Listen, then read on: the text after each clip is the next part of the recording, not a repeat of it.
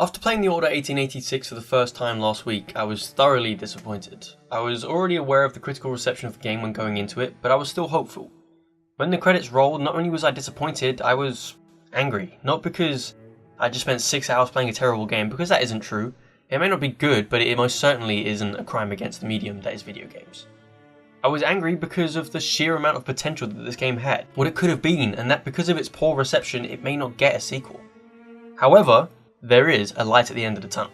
It turns out that as of June 2015, not even 4 months after the game's release, according to Ready at Dawn CEO Paul Sams in an interview with GameSpot, he said, quote, "We are very proud of that game, and we are well on our way to achieving the sales performance that we sought," end quote.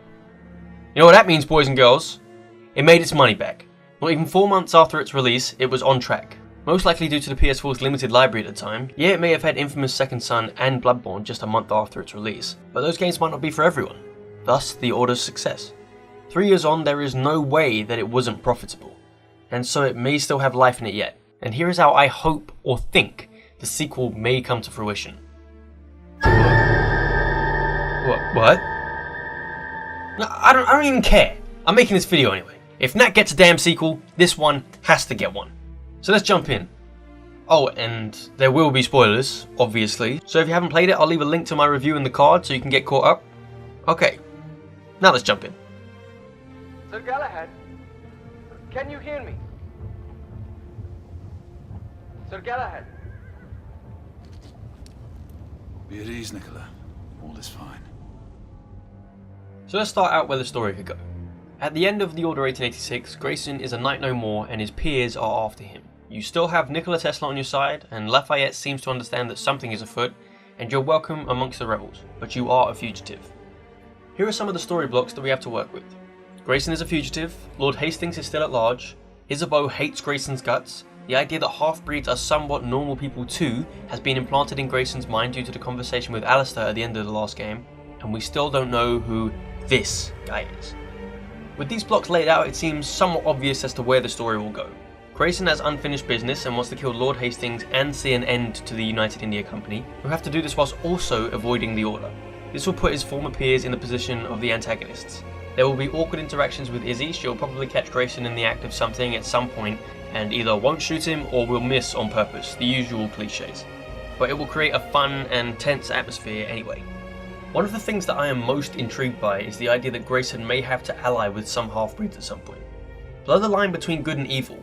Were all the Lycans and maybe even the vampires that we killed in the first game innocent?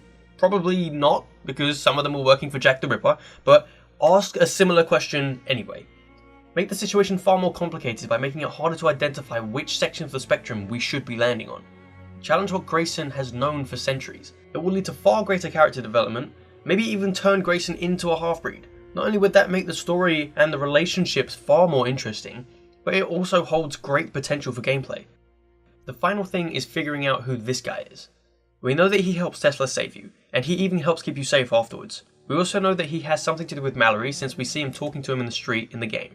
My theory is that he could be some old partner or relative of Mallory, and he might even have a way to bring him back. Or better yet, he is Mallory. Considering that this world still holds things that haven't yet been revealed to us, maybe witchcraft is a thing in this universe. After knowing that vampires and Lycans exist, why the hell not? When it comes to the gameplay of this potential sequel, I honestly think that an open world might be the way to go. Now hear me out, I'm a massive fan of linear narrative heavy games, probably more so than I am open world games.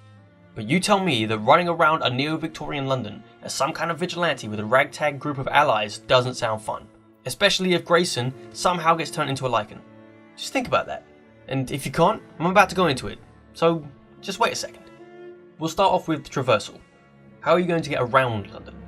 From what we see of the world, it doesn't seem like cars are a big thing yet, but there's always horses. Better yet, if we end up turning Grayson into a Lycan, give him heightened abilities and senses. Make it so that Grayson is far more agile, and maybe you can even go full wolf at some point so you can leap across the rooftops. Although this does bring about the issue of clothing. If Grayson keeps changing forms, he's going to be naked at some point. But this can be fixed as well by having Tesla create some kind of outfit that can stretch to fit Grayson's wolf form.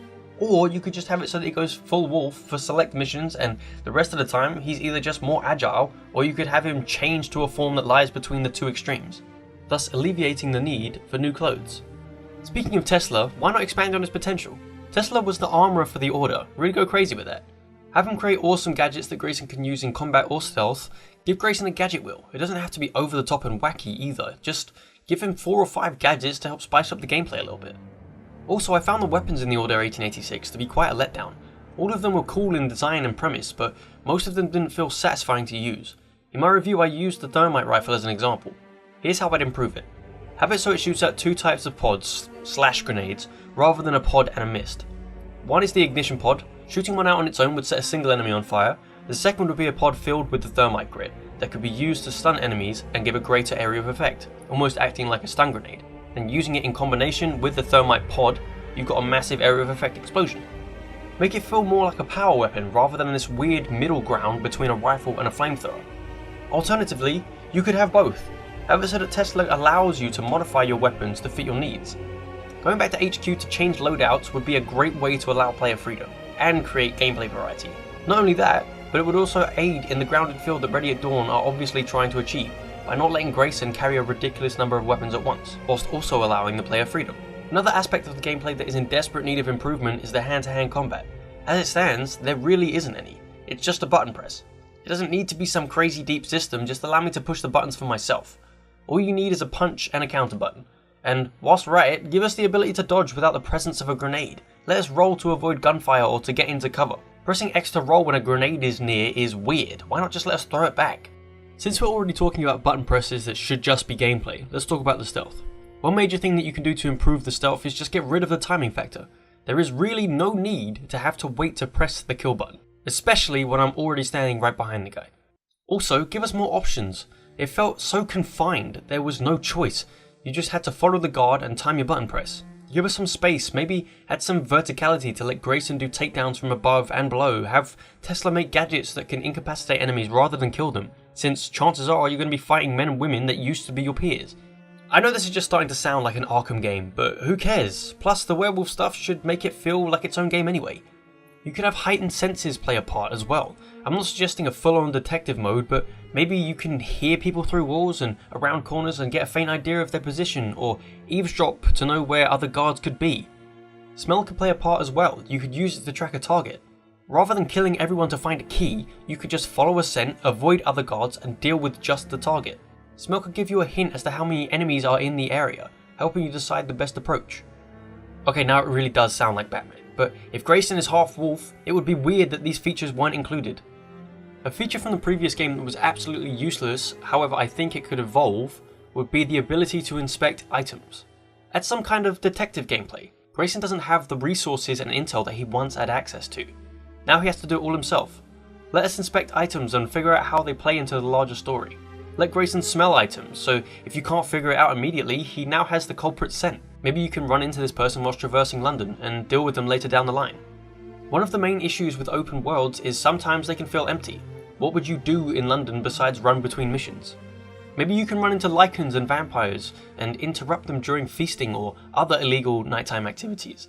You could find informants that keep their heads close to the ground so that you can follow up on leads for the detective gameplay. There could be missions where you find materials for Tesla to craft more weapons and gadgets for you to add to your arsenal, missions where you meet up with Lakshmi and help out the rebellion.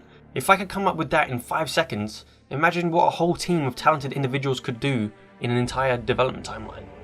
Having Grayson become a lichen and Tesla craft gadgets could be the perfect opportunity for some kind of skill tree. With Grayson still getting used to his new form, it would make perfect sense to use upgrades as a show of progression for the player and for Grayson. The upgrades for the werewolf form could actually be really cool. Since Grayson wouldn't be able to go full wolf in the London streets all the time for fear of being noticed, you could have it so that Grayson is slowly learning how to control and isolate certain parts of his wolf form. For example, transforming only his hands for greater strength in combat, or so that you can use his claws to help him climb walls. And on top of that, there's the weapons and gadgets. There's quite a lot of wiggle room in the upgrade department. All of these systems that I've suggested aren't that deep. They're just deep enough to be fun and add gameplay variety, and I think all of it, if done well, could create an awesome experience. But here's the problem. I don't think any of this will happen, and here's why. Ready at Dawn have no prior experience with open world games. Yeah, Guerrilla Games did it, and they came out and blew everyone away with Horizon Zero Dawn, so who knows? But also, I believe that Ready at Dawn made their own engine for the Order 1886, and don't know how well it will translate to making their own open world title. Obviously, I hope they come out and prove me wrong. If there was ever a time to do it, it has to be pretty soon. We're 3 years on from the Order 1886. It's time. I have faith in Ready at Dawn. Even if it isn't a sequel to the Order, just come out at E3 and blow us all away. It's your move. Thanks for watching and indulging in this far-fetched dream for a potential sequel to the Order. I really enjoyed making it, and I hope you enjoyed watching it. Next Tuesday I'm going to be putting out a video essay on God of War and why it's changed this time. Not just looking at the audience's reaction and understanding that aspect, but also understanding why the developers of the God of War series made the decisions they did. I'm really excited for you guys to see it. If that seems like something you'd enjoy, subscribe. If you liked this video, leave a like. If you didn't, that's fine too. Leave a dislike or a comment on how I can improve.